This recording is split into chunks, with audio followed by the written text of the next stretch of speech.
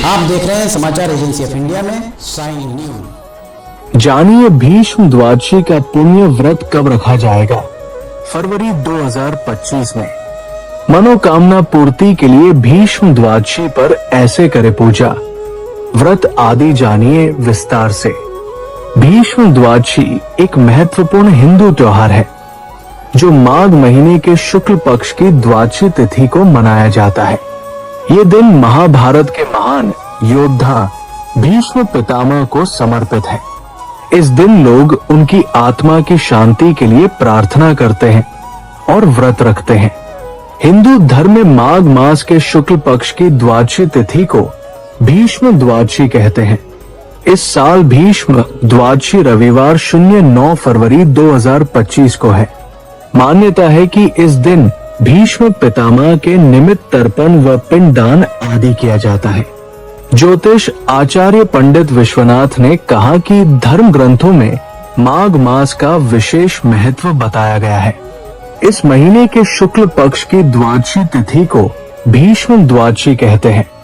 अगर आप जगत को रोशन करने वाले भगवान भास्कर, भगवान विष्णु जी एवं भगवान श्री कृष्ण जी की आराधना करते हैं और अगर आप विष्णु जी एवं भगवान कृष्ण जी के भक्त हैं तो कमेंट बॉक्स में जय सूर्य देवा, जय विष्णु देवा, जय श्री कृष्ण, हरिओम तत्सत, ओम नमो भगवते वासुदेवाय नमः लिखना न भूलिए। महाभारत में अर्जुन ने भीष्म पितामह को बाणों की शैया पर लिटा दिया था। उस समय सूर्य दक्षिणायन था, इसलिए भीष्म पितामह ने सूर्य के उत्तरायण होने का इंतजार किया और माघ मास के शुक्ल पक्ष की अष्टमी के दिन अपने प्राण त्यागे। इसके 3 दिन बाद ही द्वादशी तिथि पर भीष्म पितामह के लिए तर्पण और पूजन की परंपरा प्रथा है। द्वादशी के दिन पिंडदान, तर्पण, ब्राह्मण भोज और दान पुण्य करना शुभ माना जाता है। मान्यता के अनुसार इस महीने के शुक्ल पक्ष की अष्टमी तिथि को भीष्म पितामह ने अपनी देह त्यागी थी। इसके बाद द्वादशी तिथि पर युधिष्ठिर सहित पांडवों ने उनकी आत्मा की शांति के लिए तर्पण, पिंडदान आदि संस्कार किए थे। पुराणों के अनुसार इस तिथि पर पितरों की शांति के लिए दान, तर्पण, ब्राह्मण भोज आदि कार्य जरूर करना चाहिए। ऐसा करने से घर में सुख समृद्धि बनी रहती है। जानिए इस साल कब मनाई जाएगी भीष्म द्वादशी। इस वर्ष भीष्म द्वादशी 09 फरवरी 2025 को रविवार के दिन मनाई जाएगी। द्वादशी तिथि आरंभ 08 फरवरी 2025 20 है 15 से होगा, जबकि द्वादशी की समाप्ति 09 फरवरी 2025 को होगी। आथा उद्या तिथि के अनुसार भीष्म द्वादशी 09 फरवरी रविवार को मनाई जाएगी। भीष्म द्वादशी की पूजा विधि जानिए।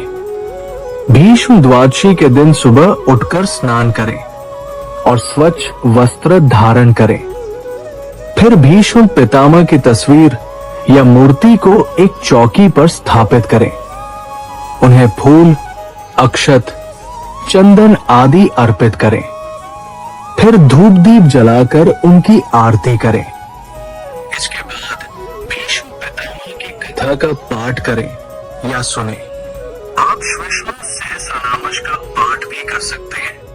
फिर उन्हें तिल, जौ और जल से तर्पण करें। अंत में ब्राह्मणों को भोजन कराएं और उन्हें दान दक्षिणा दें। आप अपनी श्रद्धा के अनुसार गरीबों को भी दान कर सकते हैं। भीष्म द्वादशी पर करें तिल का दान करने से क्या होता है जानिए। भीष्म द्वादशी का दिन तिलों के दान की महत्ता भी दर्शाता है। इस दिन में तिलों से हवन करना, पानी में तिल डालकर स्नान करना और तिल का दान करना, ये सभी अत्यंत उत्तम कार्य बताए गए हैं। तिल दान करने से अपने जीवन में खुशियों का आगमन होता है, सफलता के दरवाजे खुलते हैं। बता दे कि तिल के दान का फल अग्निष्टोम यज्ञ के समान होता है। तिल दान देने वाले को गोदान करने का फल मिलता है। रखता है। भीष्म द्वादशी का व्रत कैसे रखें, ये जानिए। भीष्म द्वादशी के दिन व्रत रखना बहुत शुभ माना जाता है। इस दिन फलाहार या केवल दूध और फल का सेवन करें, अन्न का सेवन न करें। व्रत के दौरान आप भगवान विष्णु और भीष्म पितामह का ध्यान करें। आप उनके मंत्रों का जाप भी कर सकते हैं। अब भीष्म द्वादशी की कथा जानिए। बहुत समय पहले हस्तिनापुर के राजा शांतनु ने गंगा नदी के किनारे घूमते हुए एक सुंदर कन्या देखी। उस कन्या का नाम सत्यवती था और वो एक मछुआरे की बेटी थी। राजा शांतनु को सत्यवती से प्रेम हो गया और उन्होंने उससे विवाह करने का प्रस्ताव रखा। सत्यवती के पिता ने राजा शांतनु के सामने एक शर्त रखी। उन्होंने कहा कि यदि सत्यवती का पुत्र हस्तिनापुर का उत्तराधिकारी बनेगा तो वे अपनी बेटी का विवाह राजा से करने के लिए तैयार है। राजा शांतनु ने सत्यवती के पिता की शर्त को स्वीकार कर लिया और उनसे विवाह कर लिया। सत्यवती ने 2 पुत्रों को जन्म दिया। एक दिन राजा शांतनु ने अपने पुत्र देवव्रत को बुलाया और उसे हस्तिनापुर का युवराज बनाने की घोषणा की। देवव्रत ने अपने पिता की बात मान ली और हस्तिनापुर का युवराज बन गया। कुछ समय बाद राजा शांतनु का निधन हो गया। देवव्रत ने हस्तिनापुर की राजगद्दी संभाली। उन्होंने अपने पिता की मृत्यु का बदला लेने के लिए भीष्म प्रतिज्ञा की। उन्होंने आजीवन ब्रह्मचारी रहने और हस्तिनापुर की रक्षा करने का प्रण लिया। देवव्रत को भीष्म के नाम से जाना जाने लगा। वे एक महान योद्धा थे और उन्होंने महाभारत के युद्ध में कौरवों की तरफ से युद्ध किया। महाभारत के युद्ध में भीष्म पितामह ने पांडवों के खिलाफ युद्ध किया। वे अर्जुन के बाणों से घायल हो गए और बाणों की शैया पर लेट गए। उन्होंने सूर्य के उत्तरायण होने तक अपने प्राण नहीं त्यागे। माघ शुक्ल द्वादशी के दिन भीष्म पितामह ने अपने प्राण त्यागे। इसलिए इस दिन को भीष्म द्वादशी के रूप में मनाया जाता है। भीष्म द्वादशी का महत्व जानिए। पौराणिक कथाओं के अनुसार भीष्म पितामह ने महाभारत के युद्ध में कौरवों की तरफ से युद्ध किया था। वे एक महान योद्धा थे और उन्होंने अपनी प्रतिज्ञा के कारण आजीवन ब्रह्मचारी रहने का व्रत लिया था। जब वे बाणों की शैया पर थे तब उन्होंने सूर्य के उत्तरायण होने तक अपने प्राण नहीं त्यागे। माघ शुक्ल द्वादशी के दिन उन्होंने अपने प्राण त्यागे थे। इसलिए इस दिन को भीष्म द्वादशी के रूप में मनाया जाता है। इस दिन लोग गंगा स्नान करते हैं और भीष्म पितामह को तर्पण करते हैं। वे पितरों की आत्मा की शांति के लिए भी प्रार्थना करते हैं। इस दिन दान पुण्य करना भी बहुत शुभ माना जाता है। भीष्म द्वादशी एक महत्वपूर्ण हिंदू त्योहार है। ये दिन भीष्म पितामह को समर्पित है, जो महाभारत के एक महान योद्धा थे। इस दिन लोग उनकी आत्मा की शांति के लिए प्रार्थना करते हैं और व्रत रखते हैं।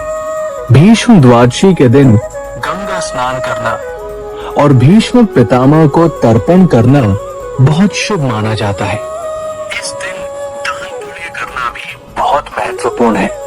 ये त्योहार हमें भीष्म पितामह के त्याग, बलिदान और कर्तव्यनिष्ठा की याद दिलाता है।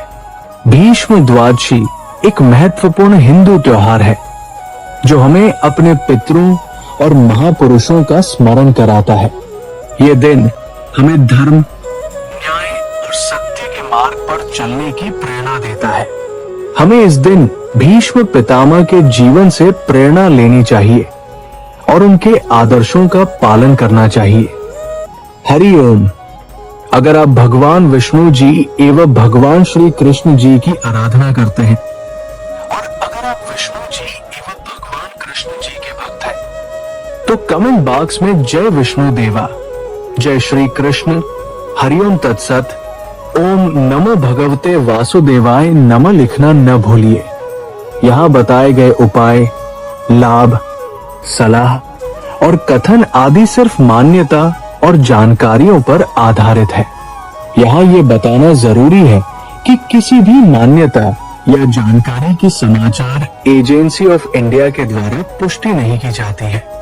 यहाँ दी गई जानकारी में निहित जानकारी विभिन्न माध्यमों, ज्योतिषियों, पंचांग, प्रवचनों, मान्यताओं, धर्म ग्रंथों, दंत कथाओं, किंवदंतियों आदि से संग्रहित की गई है।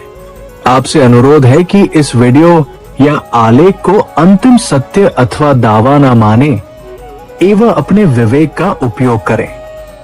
समाचार एजेंसी ऑफ इंडिया पूरी तरह से अंधविश्वास के खिलाफ है।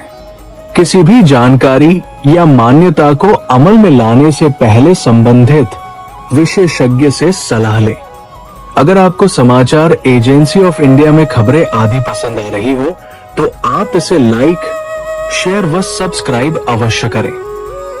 हम नई जानकारी लेकर फिर हाजिर होंगे, तब तक के लिए इजाजत दीजिए। जय हिंद।